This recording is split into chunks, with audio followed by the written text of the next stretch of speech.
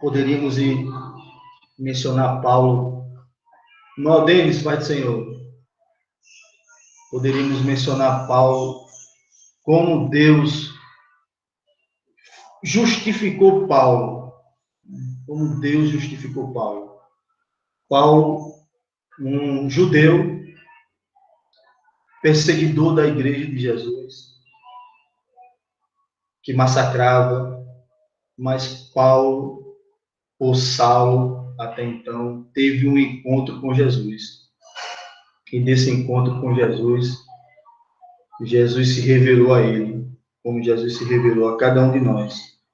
E Paulo e Saulo, aceitando que era Jesus o Messias, se arrependeu dos seus pecados. Então, a justificação pela fé, nós cremos que Jesus é o Messias, é o Salvador, e nós nos arrependemos dos nossos pecados. Aí somos justificados. E aquele elo que o homem tinha antes de pecar com Deus, ele volta a ter a comunicação direta entre o homem e Deus, pela justificação. Mas, ora, nós somos merecedores se nós não fôssemos pecadores, vamos dizer assim, porque vamos ver na lição, vamos ver no estudo dessa tarde, que nós somos todos pecadores. E destituídos estávamos da glória de Deus. Todos. Mas vamos dizer que não fôssemos pecadores. Teríamos algum mérito para alcançar a misericórdia e alcançar a justificação com Deus? Foi isso que Jó quis dizer, né? Se há algum mortal justo diante de Deus, não tinha e não tem nenhum mortal justo diante de Deus, porque a justificação vem pela fé, por crer no Messias e o arrependimento de pecados. Vamos adiante. Irmã Cristiane, o tema, a senhora passa mais uma, por favor. Então, eu gostaria de perguntar para os irmãos, eu sou muito de fazer pergunta. Qual a via de acesso adequada para o homem restabelecer o contato com Deus?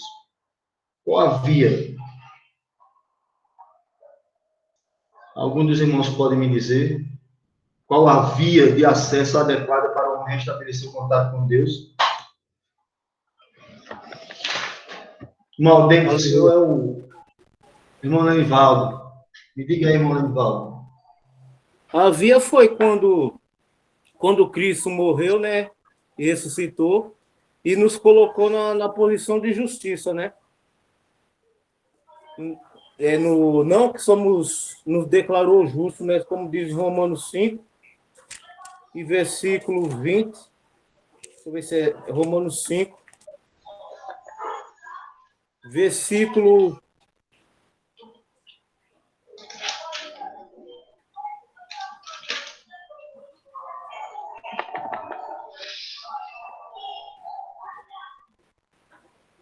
Jesus, né? Morreu. Amém? Tá ouvindo? Amém. Estou ouvindo. Ele morreu e ficou no nosso lugar, né?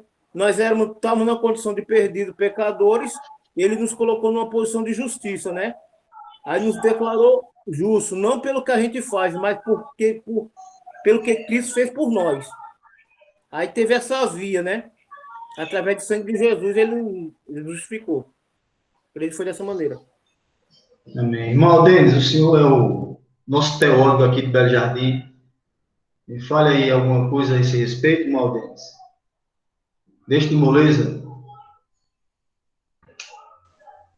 Amém, Morelli. Pode ser, meus irmãos.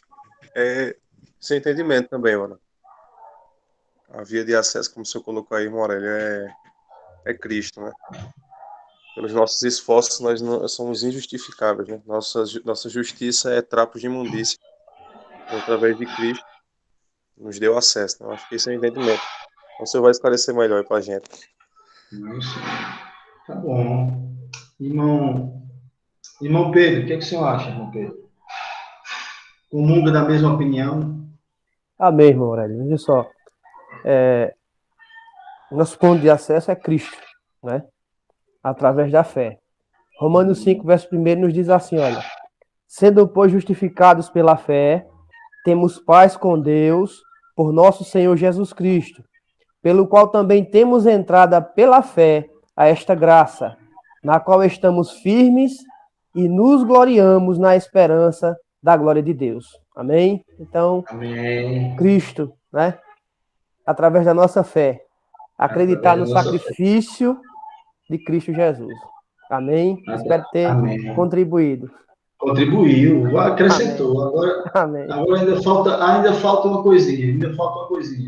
Fala, irmão Edivaldo. Eu achei o versículo que eu ia falar naquela hora.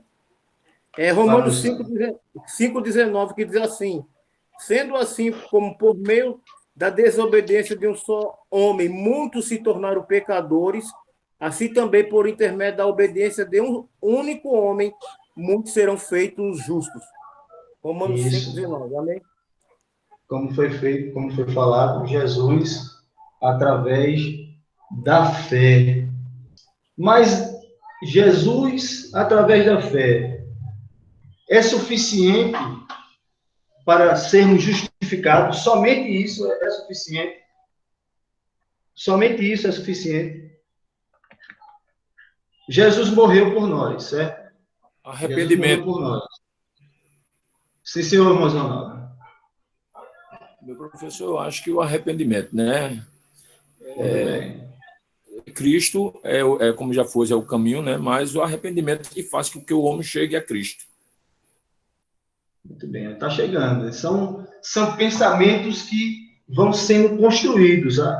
A aula se torna, para mim, que quero aprender também, se torna. Eu não tenho a mesma eloquência que o nosso monitor Caio, não tenho a mesma capacidade, sabe? Mas nós vamos aprendendo aqui. O irmão Caio é uma sumidade. Misericórdia. Quando eu crescer, eu quero ser pelo menos a metade. Eu é que sigo seus passos. Do irmão Caio. Mas é isso aí. Jesus, a fé, o arrependimento. Mas ainda está faltando algo para complementar. Nosso poliglota, irmão Luigi. O senhor chegou agora, irmão Luigi. Nós estamos falando da justificação, que é o tema do livro, da epístola, da carta de Paulo aos Romanos. Né? Nós estamos falando do tema central, que é a justificação pela fé, e nós estamos querendo concluir aqui um conceito mais completo de qual é a via de acesso adequado para o homem restabelecer o contato com Deus. A via de acesso adequado, e eu quero ser mais completo, mas a via de acesso por inteiro. Quais são as diretrizes que temos que tomar? O que devemos fazer para ter esse de acesso, de restabelecimento do contato do homem com Deus? Meu poliglota, o senhor pode responder, meu poliglota?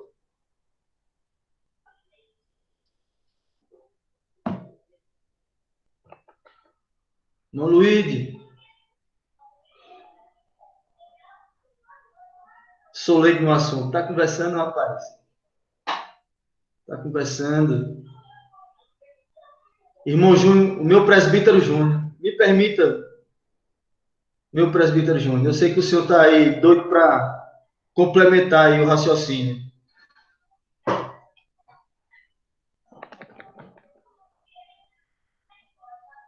Meu presbítero Júnior.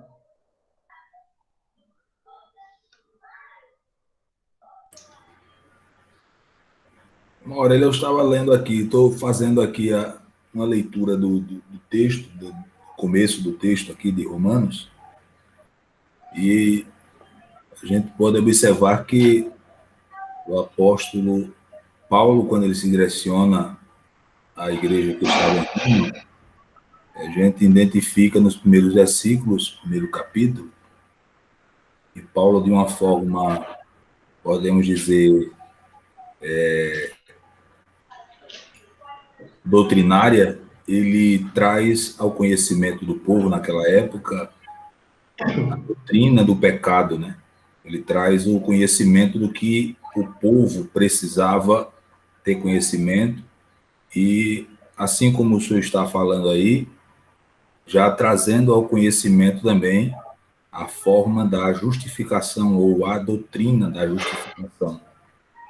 E aí Paulo ele começa a discorrer, e dentro dessa pergunta que o senhor fez aí, é uma pergunta bem ampla, né? É bem sugestiva, dá espaço para que a gente possa ter várias linhas de raciocínios, dentre elas entender o amor de Deus, que é o texto áureo da Bíblia, que diz João capítulo 3, versículo de número 16, porque Deus amou o mundo, né?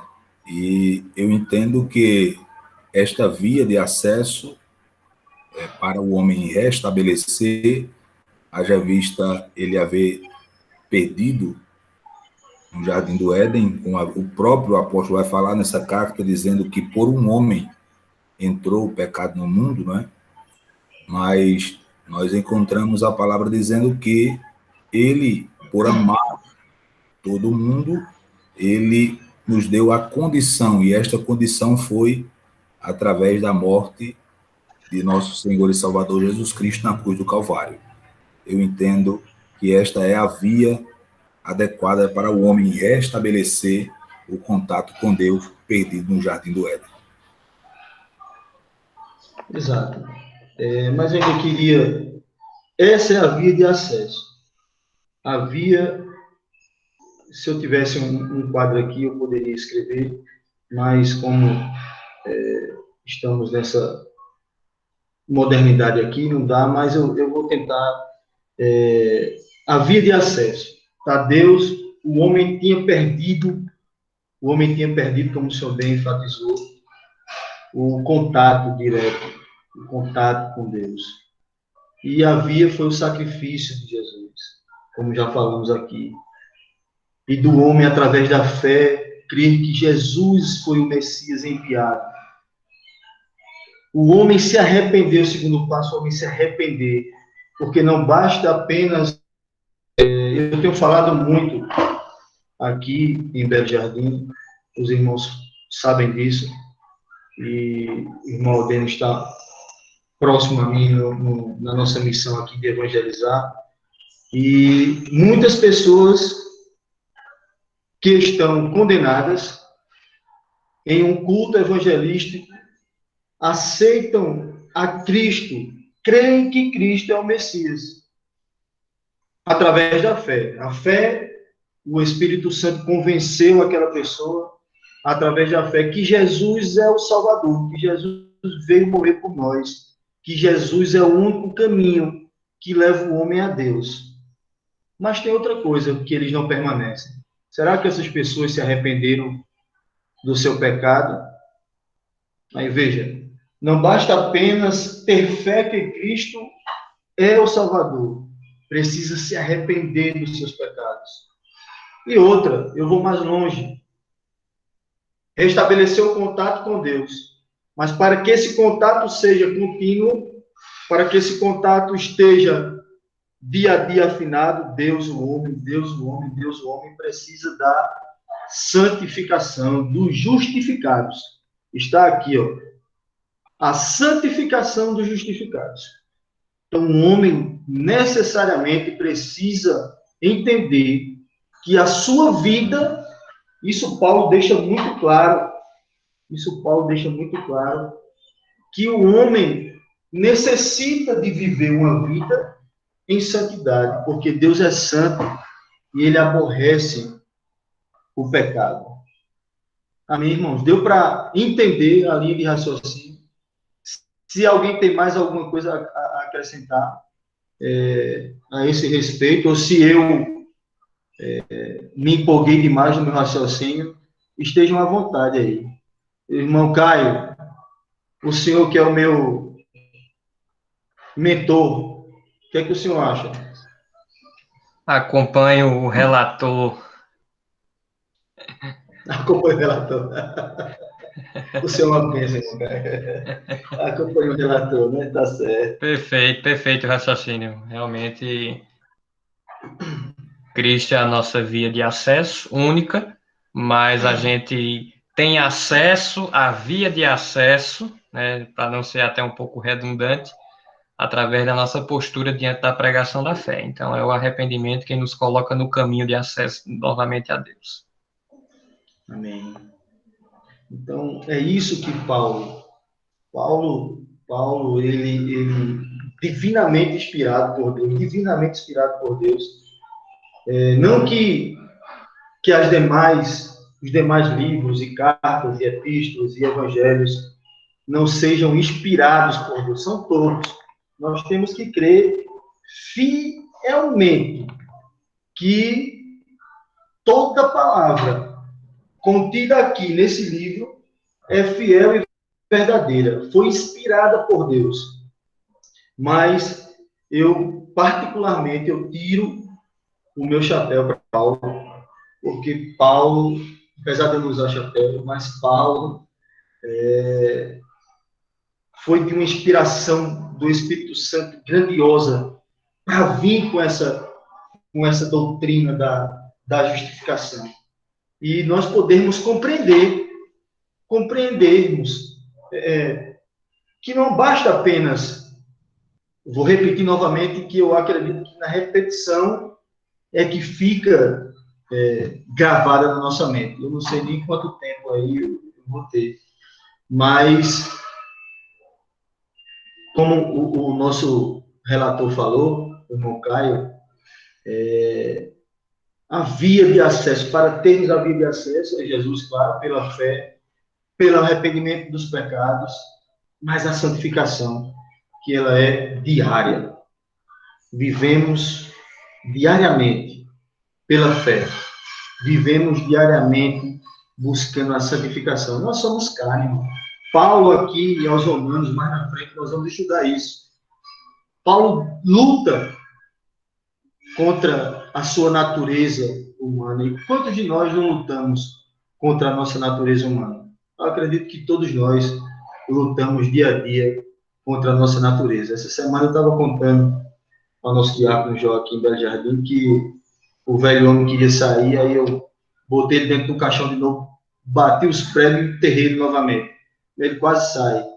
Então é isso que nós temos que ter, essa ligação contínua com Deus, através da nossa santidade. A nossa irmã Cristiane pode adiantar um pouco, por favor. No texto 2, ainda estamos no texto 2. Eu estava pensando em fazer, a princípio, uma explanação sobre Paulo, sobre da veracidade que foi Paulo realmente que escreveu a carta ou a epístola aos Romanos, falar um pouco da vida de Paulo, mas eu achei que não daria tempo. Então, eu adiantei essa parte, tendo a certeza que os irmãos já são bastante conhecedores do ano que foi escrito, aproximadamente. Tudo isso é muito importante, irmãos. Do prefácio, como Paulo inicia a epístola. Então, isso tudo, como eu creio que os irmãos já têm um certo conhecimento sobre isso, então eu resolvi adiantar logo ao assunto. No texto 2, fala sobre a culpa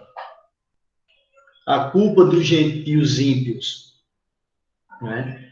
Paulo começa a explicação sobre o evangelho apresentando a necessidade que o homem tem da salvação. Mostra que ele precisa ser salvo do poder do pecado e da ira de Deus. O homem deve reconhecer a sua necessidade espiritual antes mesmo de compreender as boas novas de Cristo, que são o caminho para lhe salvar. Deve também compreender a sua insuficiência e aceitar a suficiência do Senhor em salvar. Aqui, em Romanos 1:18, fala a ira de Deus contra os sem fé. Eu estou lendo a versão da King James, mas os irmãos acompanham aí da versão que dispõe nas suas mãos. Portanto, a ira de Deus é revelada dos céus contra toda impiedade e injustiça dos homens que suprimem a verdade pela injustiça humana. Veja que o homem deve reconhecer a sua necessidade espiritual antes mesmo de compreender as boas novas de Cristo. Mas como é difícil sermos pregadores da palavra de Deus, anunciadores das boas novas, anunciar que o homem tem essa necessidade espiritual. Todo homem tem essa necessidade espiritual, né? E a culpabilidade humana fundada na sua sistemática e pertinaz rejeição declarada a Deus. Todos os seres humanos têm pecados e, portanto, carecem da justiça misericordiosa que somente Deus pode outorgar. Todos nós pecamos e precisamos da purificação outorgada por meio do eterno sacrifício expiatório do Filho de Deus. Foi aquilo que nós falamos agora há pouco. Temos que ter consciência que somos pecadores, mas fomos justificados pela fé. Essa consciência ela tem que estar ativa na nossa vida. Essa consciência que somos pecadores, que podemos errar, que podemos vacilar a qualquer momento, não é? Mas Deus nos dá a lembrança que nós fomos justificados pela fé e temos esse contato direto com Ele. Veja que privilégio nós temos de nos ajoelharmos e, sabendo de tudo isso, ter esse contato direto com Deus, saber que não precisa de intermediador, fisicamente falando. Sabemos que o nosso intermédio é através de Jesus, mas fisicamente falando, temos essa ligação direta com o Pai. Temos esse privilégio, essa prerrogativa de estarmos em contato direto com Deus. Isso é magnífico, irmãos. E quando nós estudamos a carta, a Epístola aos Romanos, que podemos compreender com mais profundidade a nossa missão. Aí me despertou a nossa missão. Paulo foi um exímio evangelista, um homem que Deus se usou na terra para levar o evangelho a lugares fora de Jerusalém, fora do redil dos judeus. Tanto é que ele foi chamado de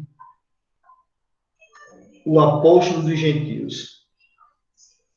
Então, me desperta a minha admiração a cada dia por Paulo e como um estímulo para seguirmos o seu exemplo. E quando nós lemos e nos debruçamos sobre o livro, sobre a epístola, aliás, de Romanos, é que podemos ter esse ímpeto de a cada dia avançarmos, pregarmos a palavra, anunciarmos a palavra, desperta o desejo no nosso coração de também que outras pessoas sejam justificadas pela fé, para que tenham o mesmo direito que nós temos hoje, de pedir uma resposta a Deus e Deus nos responder. Isso é maravilhoso, não tem preço. Às vezes estamos tristes, muito tristes, amargurados, mas quando folheamos a palavra de Deus, conseguimos nos animar através da sua palavra. Pode passar, irmão Cristiano, por favor.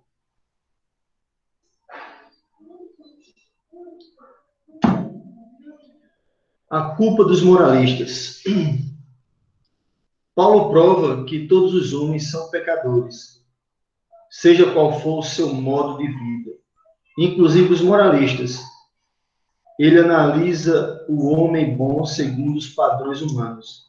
São aqueles que, tendo o seu próprio padrão de moralidade, criticam os que não se guiam por esse padrão. Consideram seres bons demais, pelo que condenam os outros, sendo eles mesmos culpados pelos pecados que condenam. Segundo Paulo, são inexcusáveis e não escaparão do julgamento de Deus. Aí eu faço uma pergunta para os irmãos. Em nosso meio evangélico, existe moralistas? Irmão Lenival, o senhor acha o quê, irmão Lenival? No nosso meio evangélico, existe nos dias odiernos moralistas? Acredito que sim, né? Infelizmente existe, né? Infelizmente tem igrejas que, se não for lá, não é salvo lá. Não é justificado lá. Jesus não pode salvar só se for ali. E não é isso que a Bíblia fala. A palavra de Deus diz que nós somos justificados pela fé em Cristo, independente de placa, independente de nome de denominação. Se eu não estiver lá, eu estou condenado, eu não vou ser salvo se eu for para outra. Isso é pessoas que, meu Deus, precisa abrir a mente ainda. O nosso irmão Denis falou aí uma coisa interessante. É isso mesmo, irmão. Existe no meio evangélico, não só no meio evangélico, mas nos dias odiernos existem moralistas, e muitos moralistas. O irmão Aldenis falou aí na questão de nós somos a justiça humana. Quando nós pensamos que temos a justiça humana como trapo de imundícia. Isaías 64:6 diz isso. Irmão Luiz, o senhor... Vamos deixar de moleza. Abra Isaías 64:6. Meu poliglota. Vamos interagir, irmão Luiz? Amém, amém. Tá dando para escutar bem? Tá escutando a sua voz, é satisfação. Pois bem, Isaías capítulo 64, versículo 6, na versão atualizada. Mas todos nós somos como imundo, e todas as nossas justiças como trapo da imundícia. Todos nós murchamos como a folha, e as nossas iniquidades, como um vento, nos arrebatam. Ô, irmão Luiz, fique aí. Irmão Luiz, fique aí. Quero fazer uma pergunta ao senhor. Mediante isso aí, eu quero fazer uma pergunta ao senhor, que está no livro. Como serão salvos aqueles que nunca ouviram o Evangelho? Ixi, que pergunta difícil essa aí, viu? Não, senhor. Como serão salvos que nunca ouviram o Evangelho? Não sei responder, não. E aí, irmão Luiz? Não sabe responder, não, irmão Luiz? É uma pergunta bastante difícil, né, irmão Luiz? A palavra de Deus diz que a gente não... A palavra de Deus diz que nós não devemos julgar para não ser julgados. O senhor concorda com isso? Quem aí, isso aí é com ele e Deus. Onde é que está escrito isso, irmão Luiz? Não entendi. Eu disse assim, isso é uma pergunta muito difícil, mas aí eu respondi que não devemos julgar para não sermos julgados. Isso aí vai ser com aqueles que nunca ouviram o Evangelho, isso aí é um segredo com Deus. Irmão Júnior, o senhor concorda comigo? O julgamento dessas pessoas que nunca ouviram o Evangelho, se vão ser salvas, se vão ser condenadas. Irmão Júnior, o que é que o senhor acha? O senhor concorda comigo que isso aí é uma espera que só Deus é que sabe?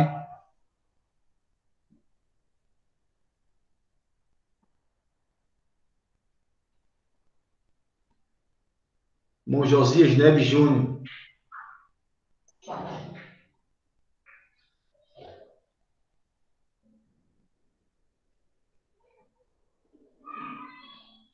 Irmão Júnior está aí?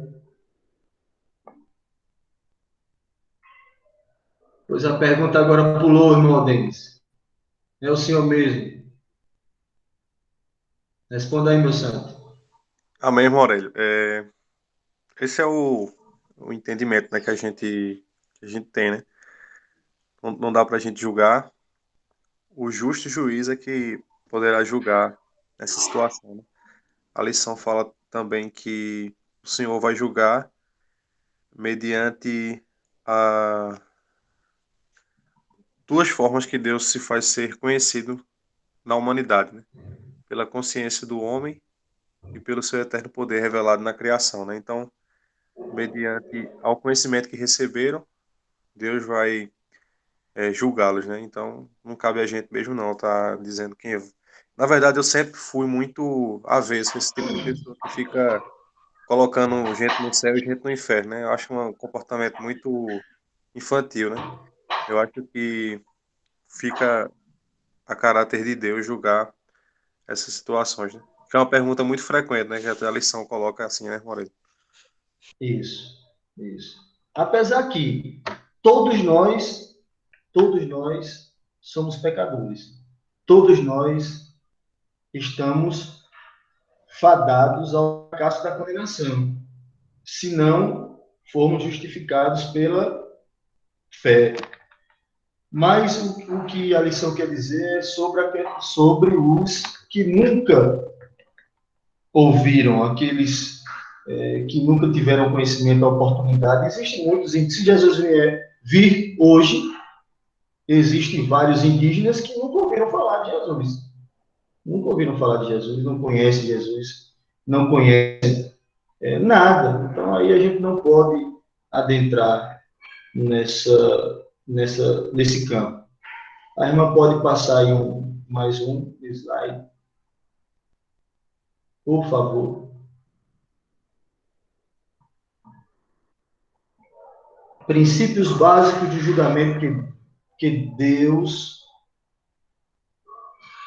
deu a todo ser humano em todos os tempos. Eu acredito que eu tenho errado aí no digitar, mas eu vou ver aqui nas minhas anotações, eu acho que está errado aí.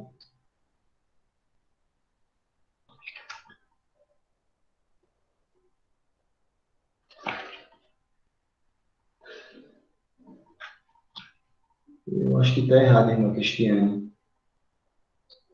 Eu acho que eu digitei errado. Mas, enfim. O senhor quer que altere? Não. Não pode deixar assim mesmo. Pode deixar assim mesmo.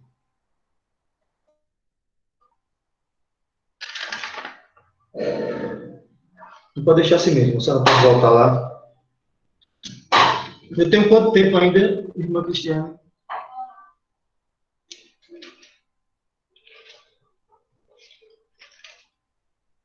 Desse primeiro momento, eu tenho quanto tempo ainda?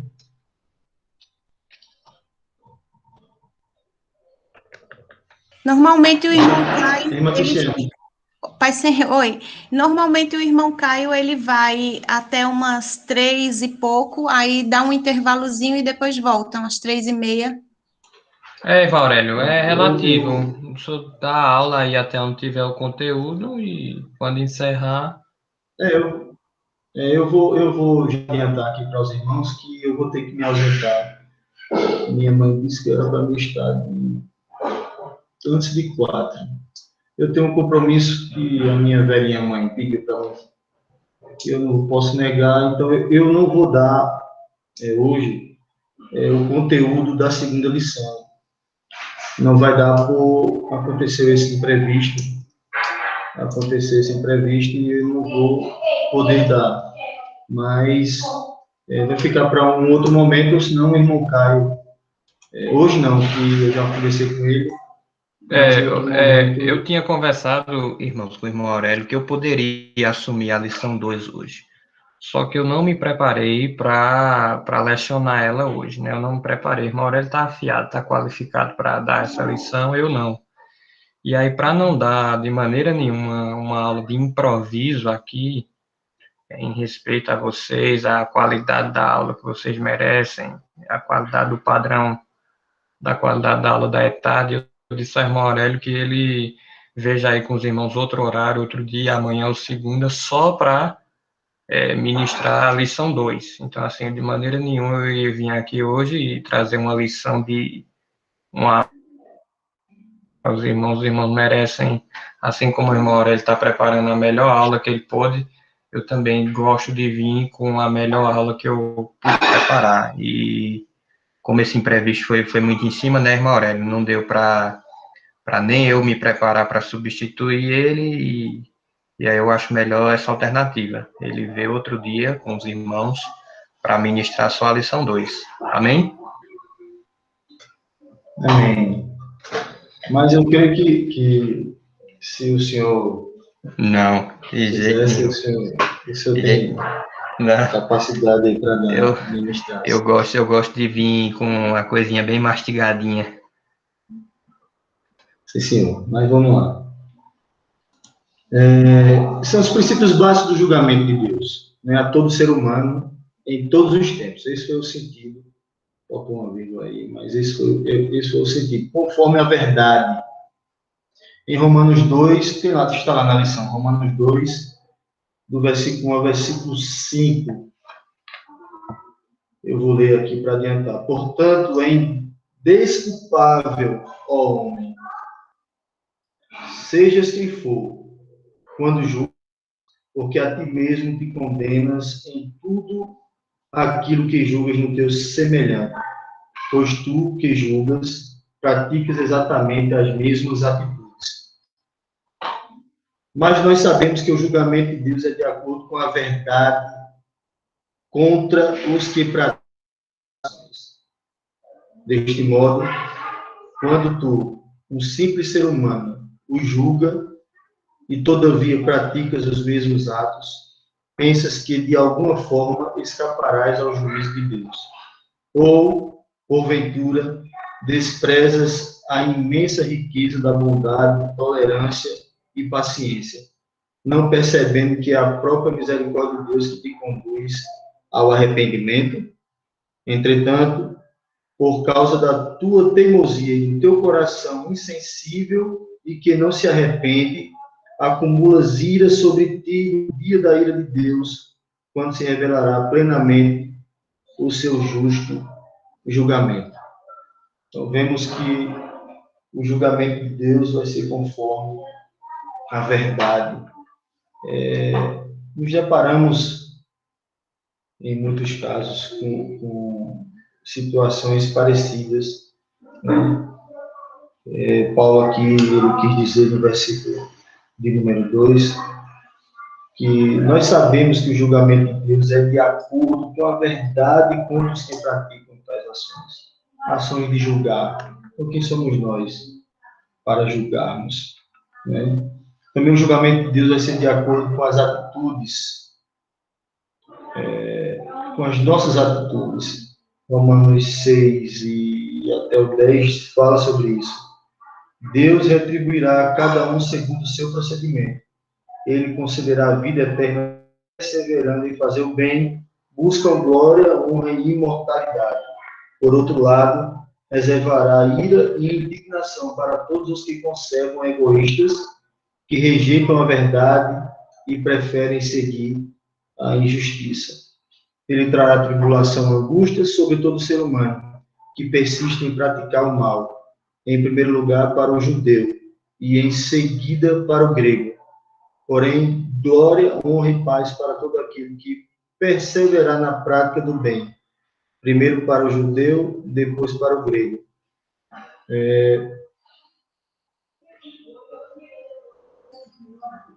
Quando Paulo dirigiu essa carta aos romanos, sabemos que a igreja de Roma ela é constituída, ela nasceu de judeus que foram para Jerusalém, e prosélitos que foram para Jerusalém, e viram o milagre do Pentecostes e voltaram para Roma, assim diz alguns estudiosos, e lá iniciaram a igreja, iniciaram os cultos, eram cultos, não tinha edificações próprias para os cultos, eram nas casas, era entre família, né? E Jesus ali foi sendo propagado, e ali Jesus foi sendo falado da sua ressurreição, como nós aprendemos no livro de Atos, a história que Lucas narra de forma muito bem fundamentada,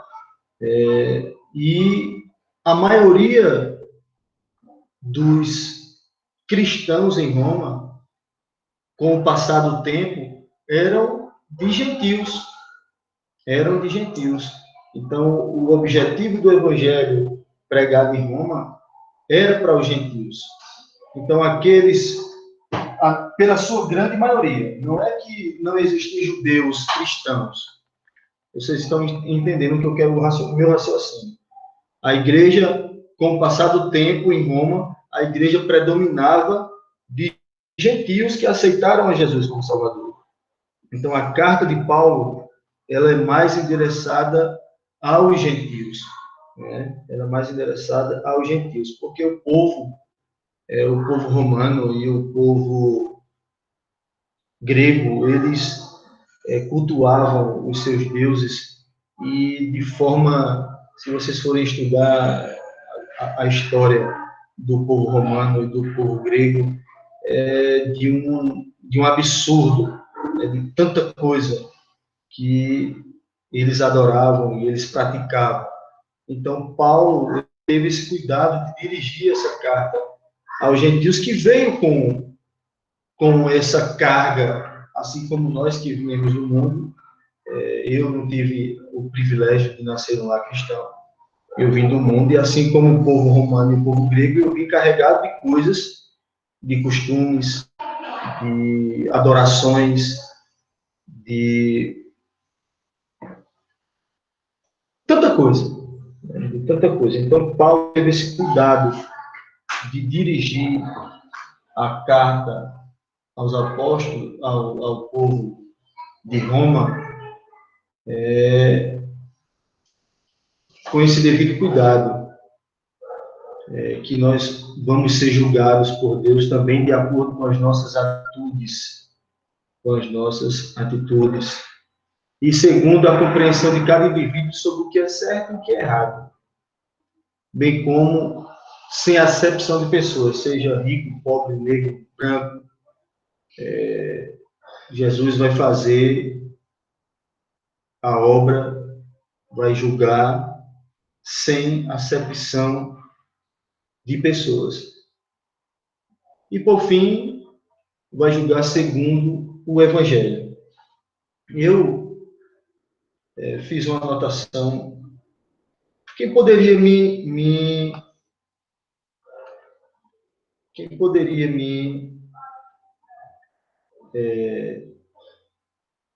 conceituar o Evangelho? Quem poderia me conceituar o Evangelho nessa perspectiva que nós estamos estudando?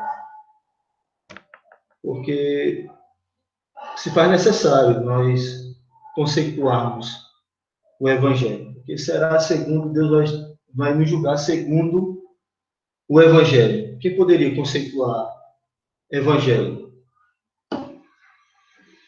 Molenivaldo?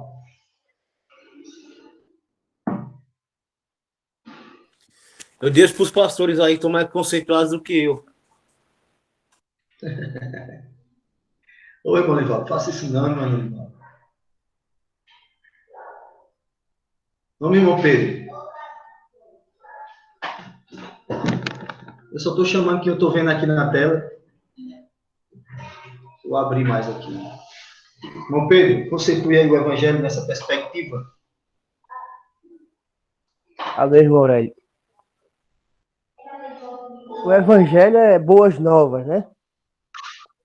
Se é boas novas, na realidade, eu não estava bem, eu estava dando uma cochiladazinha, mano, me perdoe, viu? Eu tô aqui. Eu estava cochilando. A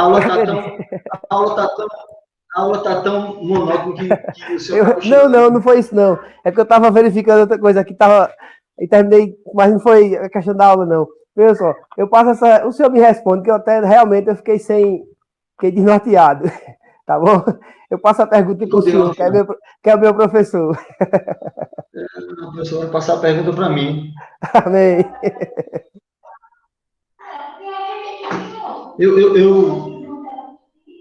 Eu vou repassar a pergunta para o irmão Luiz, que não respondeu nada.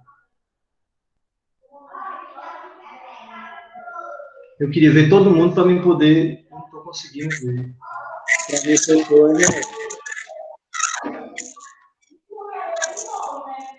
Irmão Luiz. Oi. E aí, meu poliglota? O evangelho é isso aí que o irmão Pedro falou, né? Boa nova, né? Notícias boas. Existe um contexto cultural aí por trás. O sentido lógico da palavra é evangelho.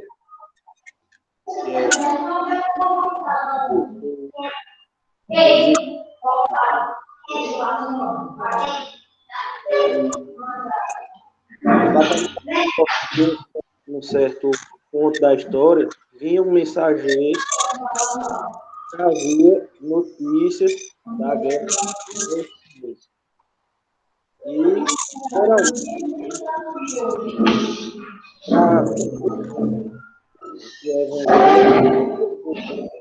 que dizia que a batalha estava sendo vencida, etc.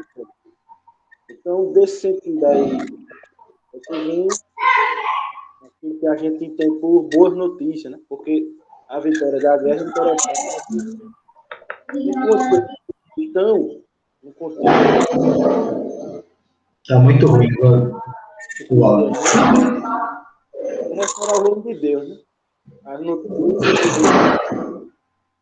virar e está arrecadando súditos, trazendo súditos, convidando súditos para participar desse reino de Jesus. E quem não quiser esse reino, será julgado e condenado. E aqui Amém.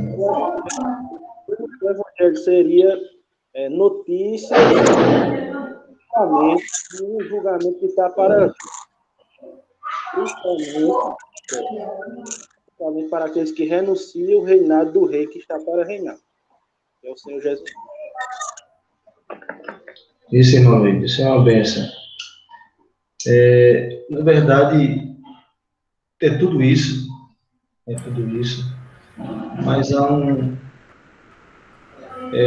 Evangelho. Irmão Júnior, pode falar. Irmão Aurélio, a gente encontra logo no primeiro capítulo, né? Eu gosto da expressão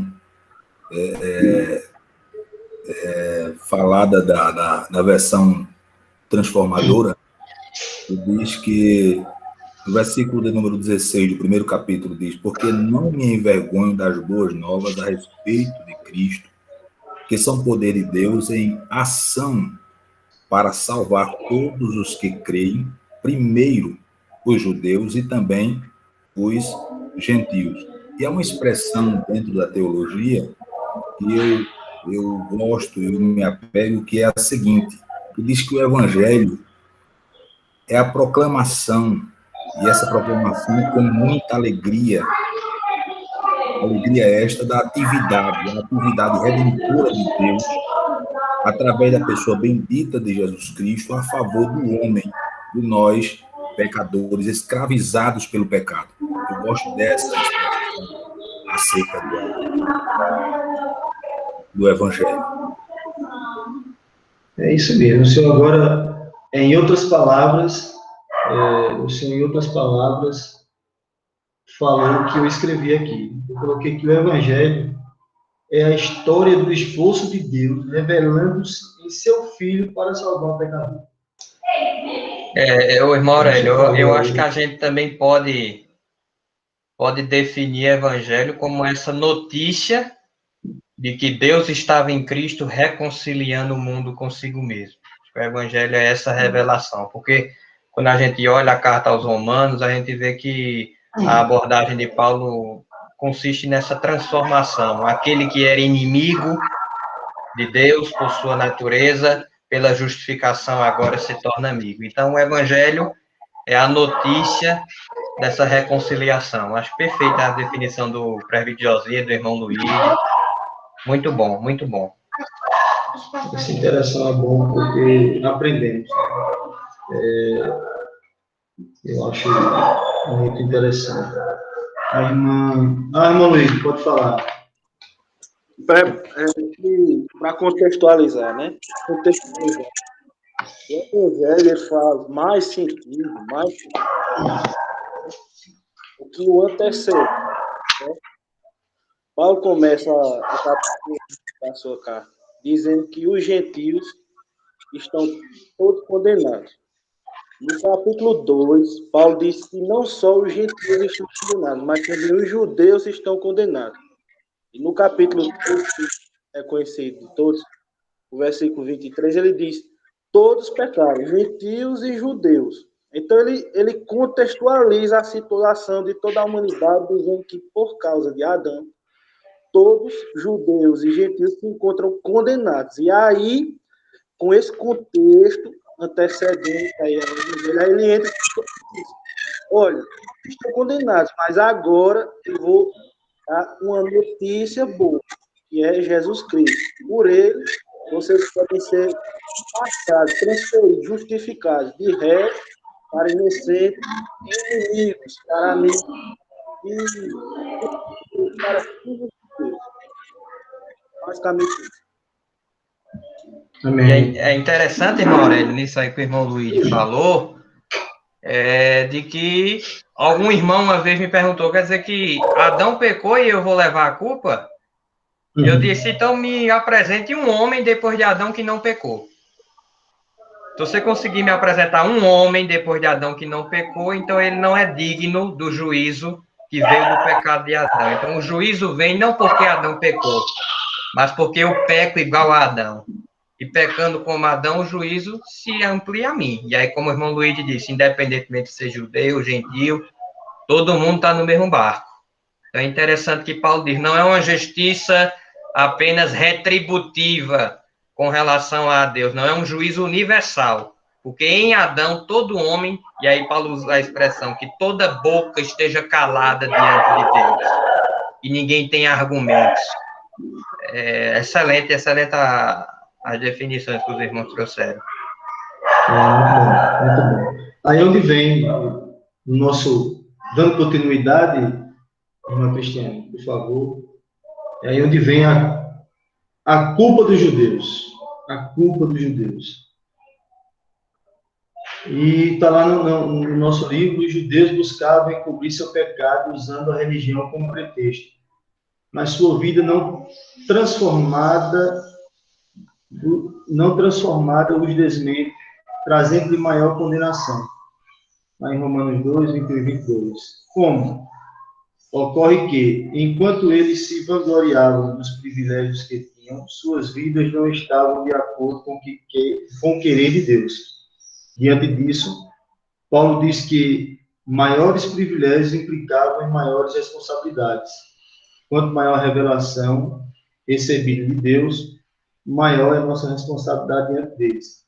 Eles se vangloriavam porque tinham os oráculos, a palavra, uma das coisas, a palavra, eles eram detentores da palavra, eles se achavam superiores, como ainda hoje se acham. A senhora pode adiantar, por favor?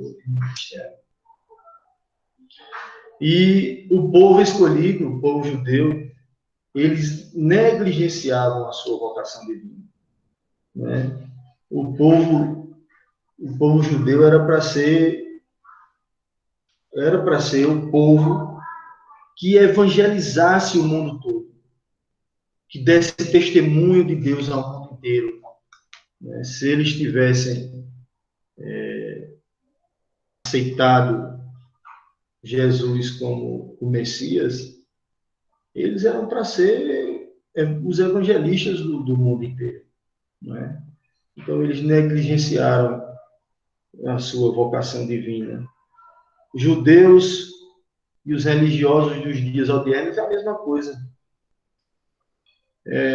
O orgulho das tradições religiosas, como desculpa de se manterem no pecado. Então, vemos muito hoje religiosos que não são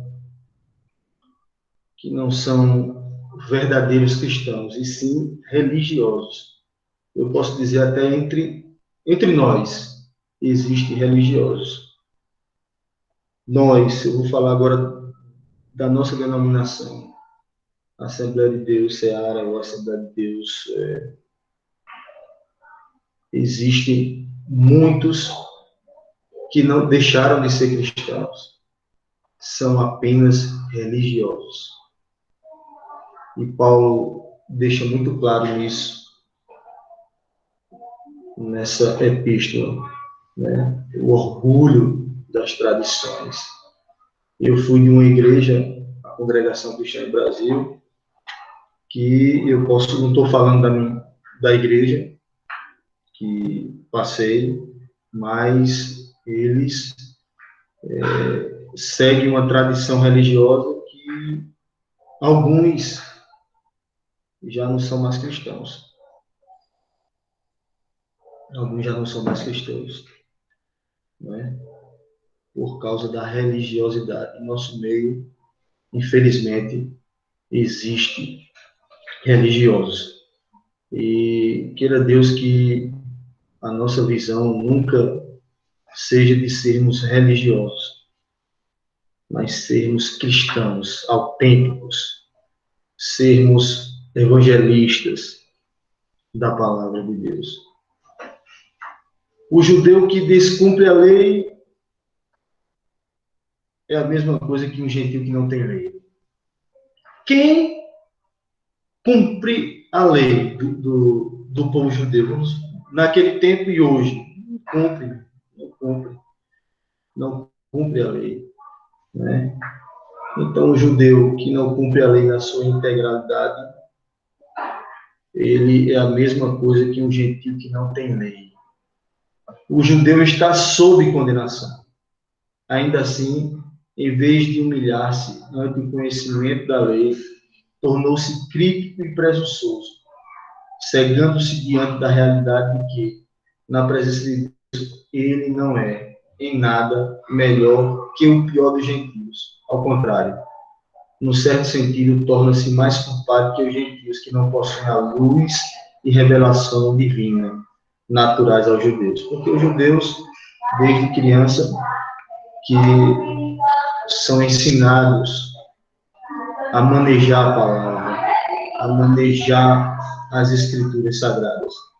Então, eles se tornam até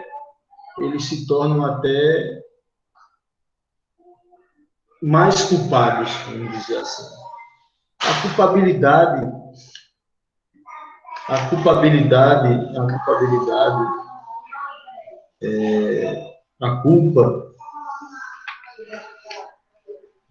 é a característica do que é culpado. O homem, por falta de amor e fé, produz desobediência a Deus. Não por falta de conhecimento e ignorância, mas de um forte desejo de rebeldia contra o Criador e da vontade de se tornar o próprio Deus de seus atos. Somos nós, irmãos. Somos nós antes de ter essa transformação verdadeira com Cristo. Pode falar, irmão Anivaldo. Aí esse versículo que o apóstolo Paulo fala aqui, em 2 Tessalonicenses, capítulo 2, versículo 8, que ele diz que ele punirá os que não conhecem a Deus e os que não são submissos ao evangelho de nosso Senhor Jesus. Isso também serve para o judeu, né? Isso. Pronto. Isso mesmo. Então, o homem ele não quer ter a sua vida dirigida por Deus. O homem ele quer tomar suas próprias atitudes. Ele quer ser o Deus dos seus atos. Manuíde, pode falar.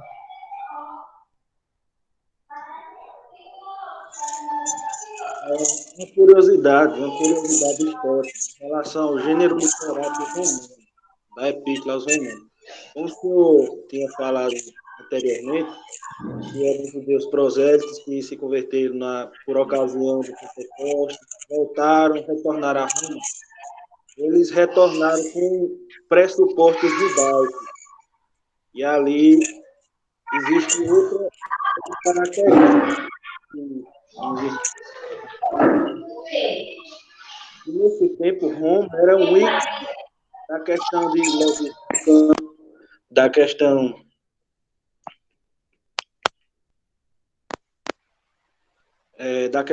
do poder, da lei. Então, o apóstolo ele escreve essa epístola aos romanos, consciente dessa característica que era peculiar ao povo de Roma, que existia o Senado, existia aquela questão toda de julgamento, de lei romana, e Paulo se utiliza desse contexto histórico e contemporâneo naquela época para aplicar o que eles conheciam e falar de uma lei que o apóstolo tinha autoridade para falar. Em outras palavras, Paulo estava dizendo, vocês sabem da lei dos homens. No entanto, eu agora irei falar da lei de Deus e como ela tem seus processos. Então, fica essa curiosidade aí. Por isso que a linguagem de Romanos fala muito de magistrado, de lei, de condenação, de justificação. Inclusive, o termo justificação aqui é no sentido forense, né? Então, fica essa curiosidade aí para os irmãos acerca do gênero literário da Epístola aos Romanos. Muito bem, Moluí. Está vendo, meus irmãos, que na sala aqui, na sala de aula, nós temos homens capazes de ensinar também. É muito bom. Isso é muito bom. Mas, como eu estava falando, o homem, o irmão Luiz falou aí antes falou da questão da linguagem forense. Na verdade, tem essa linguagem forense. E porque o povo de Roma era um povo diferenciado. Era um povo diferenciado. Tanto é que nosso direito, acho que foi o irmão Caio que falou na aula passada, que nosso direito, nós estudamos na faculdade, é uma disciplina, não sei se atualmente ensina, mas fala do direito romano. Né? Tem uma cadeira, já faz 16 anos que eu sou advogado, mas no meu tempo tem uma cadeira que era direito romano. Tem mais não, viu? Vemos que o povo... Tem mais não, né? Tem mais não. Embora quando a gente estuda introdução ao estudo do direito, é mostrado que o nosso direito pátrio bebe da fonte do direito romano. Mas, assim, não tem mais uma cadeira específica, não.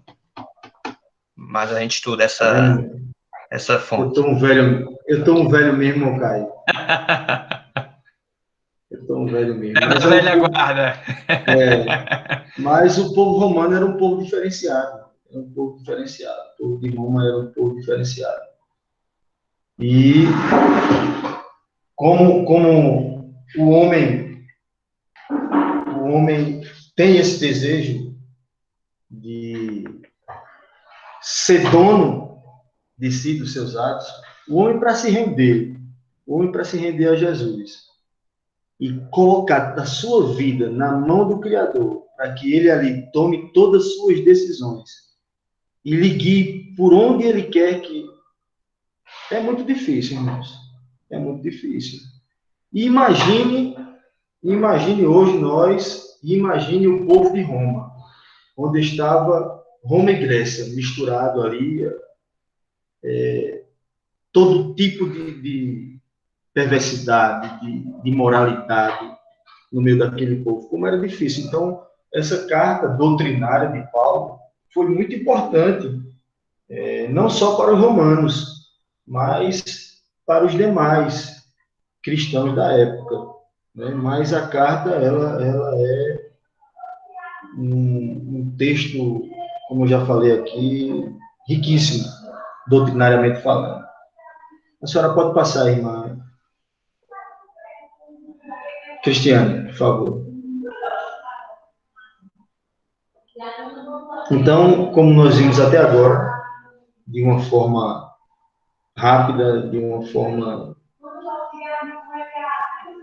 bastante singela, que cabe a nós nos aprofundarmos mais nesse assunto para termos capacidade para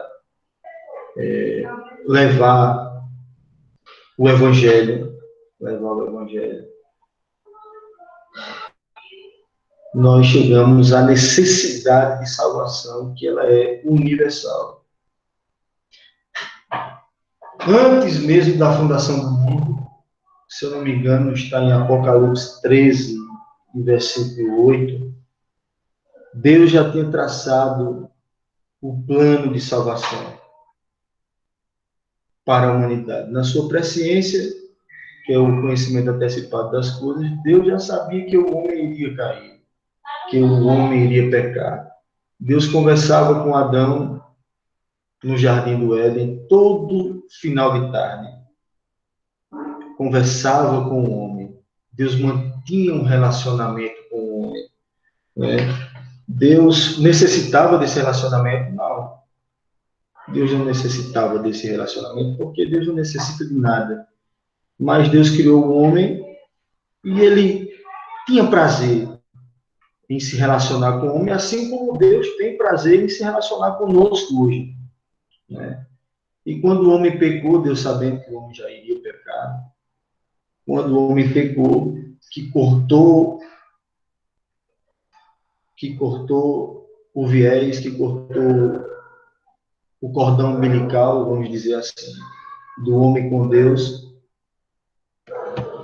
Deus disse: eu já tenho um plano para salvar a humanidade, para salvar o homem, para trazer o homem de volta para mim. Antes mesmo de fazer tudo, eu já tinha um plano traçado. Então, Deus, em outras passagens, fala sobre isso, reitera esse pensamento que Deus já tinha traçado. A salvação, assim como Deus tinha como a condenação como sendo universal para todos, judeus, gentios, para todos, como já foi falado hoje aqui. Está lá em Romanos 3, versículo 9 e a 18. Eu vou ler aqui. Deixa eu ver. 3, 9 a 18. Qual a conclusão? Estamos nós em posição de vantagem? Não. Já demonstramos que tanto judeus quanto gentios estão todos subjugados pelo pecado. Nós já vimos isso aqui várias vezes. Como está escrito, não há nenhum justo, nem ao menos um. Não há uma só pessoa que entenda. Ninguém que de fato busque a Deus. Todos se desviaram, tornaram-se juntamente inúteis. Não há ninguém que pratique o bem. Não existe uma só pessoa. Suas gargantas são como túmulos abertos. Usam suas línguas para ludibriar, enquanto debaixo dos seus lábios está o veneno da serpente. Suas bocas estão cheias de maldição e amargura. Seus pés são rápidos para derramar sangue. Os seus passos são marcados por destruição e miséria. E não conhecem o caminho da paz. Consideram que é inútil temer a Deus. Ora, sabemos que tudo o que a lei diz, o diz os que estão sob o domínio da lei, para que toda boca se cale e todo mundo fique sujeito ao juízo de Deus. Portanto, ninguém será declarado justo diante dele, confiando na obediência à lei.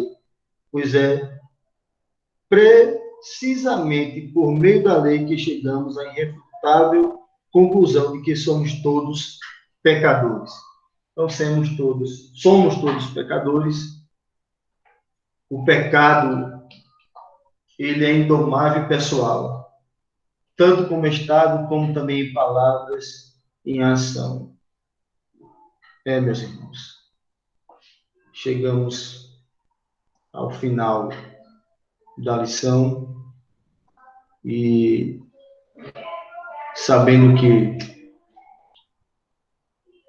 Deus nos justificou pela fé, Deus nos justificou pela fé,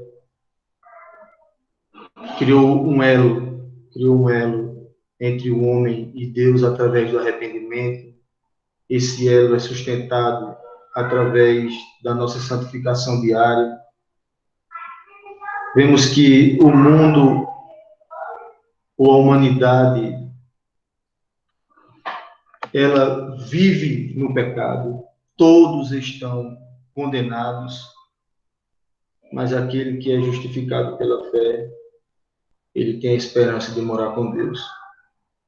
Eu vou deixar aqui as considerações finais aqui do estudo para o nosso irmão Caio, dar as suas, porque quem sou eu para chegar nem próximo ao conteúdo que tem nessa cabecinha aí, mas Meu Deus, não, de jeito nenhum. Eu vou deixar com ele aí para dar Foi as considerações finais.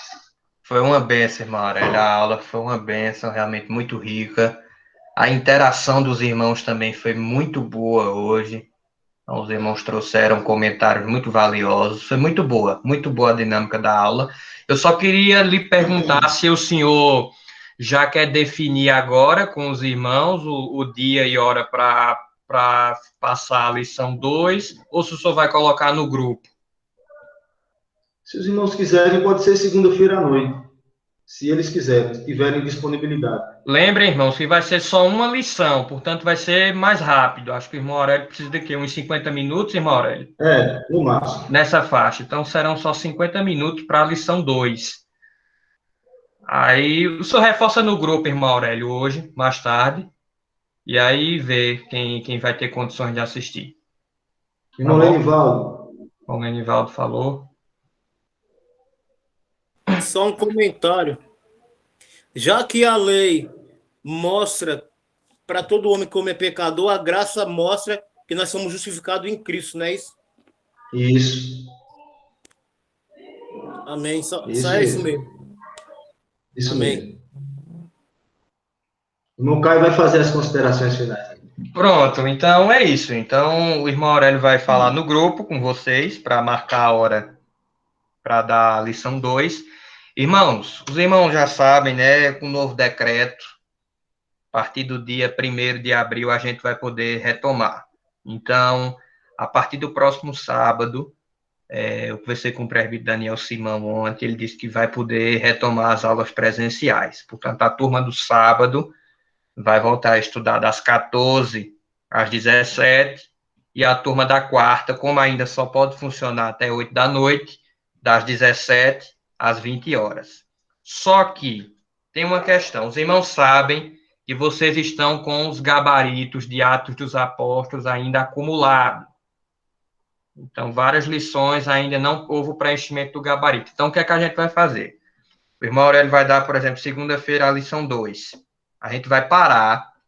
No próximo sábado, quem for da turma do sábado, não falte, porque neste sábado não será a lição 3 e 4. A gente vai reservar o espaço apenas para preencher o gabarito das lições de Atos, que estão pendentes, e da lição 1 e 2 de Epístolas. Então, os irmãos não podem faltar. Quem for no sábado não pode faltar no próximo sábado, e quem for da quarta não pode faltar na próxima quarta, na outra quarta, porque vai ser nessas aulas que vocês vão fazer o preenchimento do gabarito para que seja enviado para a ETAD, e aí vocês possam ser avaliados, tá bom? A gente vai botar um comunicado no grupo hoje, mas já adiantando para os irmãos que os 2 próximos encontros presenciais não vão ser de lições de epístolas, vai ser para a gente colocar em dia o gabarito de Atos, porque senão vai embaralhar tudo, vai bagunçar, vai misturar tudo, e aí a gente precisa fazer essa organização.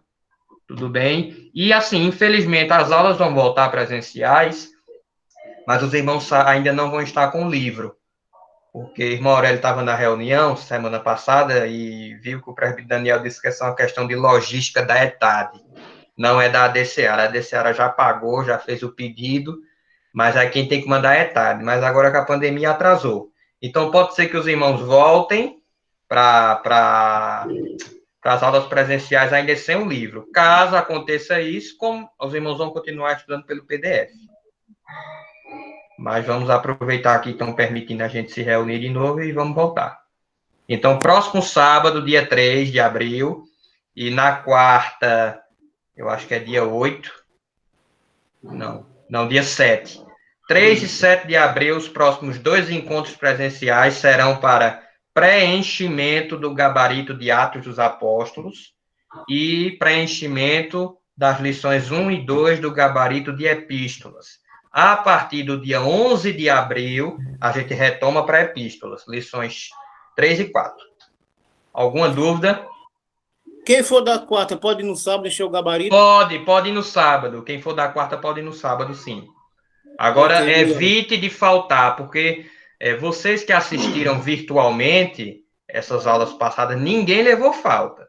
Mas se faltar no dia que for preencher o gabarito, a não ser que seja uma situação extremamente urgente, excepcional, a gente pode abrir uma exceção. Mas, assim, faça o possível para não faltar, como a irmã Cristiane botou aí no chat agora, no dia 3 e no dia 7, porque nesses dias vocês vão preencher o gabarito e a gente vai mandar para a ETAD. Aproveitar, irmãos, porque, me desculpe, mas eu não confio na palavra do governador. Então, eu acho extremamente possível que ele recue e volte atrás e determine um novo fechamento. Então, a gente tem que aproveitar. Ok? Hoje à noite a gente bota um comunicado escrito. Irmão Aurélio também, hoje à noite, bota no grupo o horário. Sabe, tem um horário certo, irmão Aurélio? 28 horas da noite, 8 da noite, né? Um horário bom, né? Pronto. Hoje à noite o irmão Aurélio bota no grupo e os irmãos vão ficar cientes. Ok, meus irmãos? Ok, meus irmãos, eu vou ter que sair agora. Pronto. Pai do Senhor para todos. Amém, irmão Aurélio. Deus abençoe. Amém. Amém, irmão Aurélio.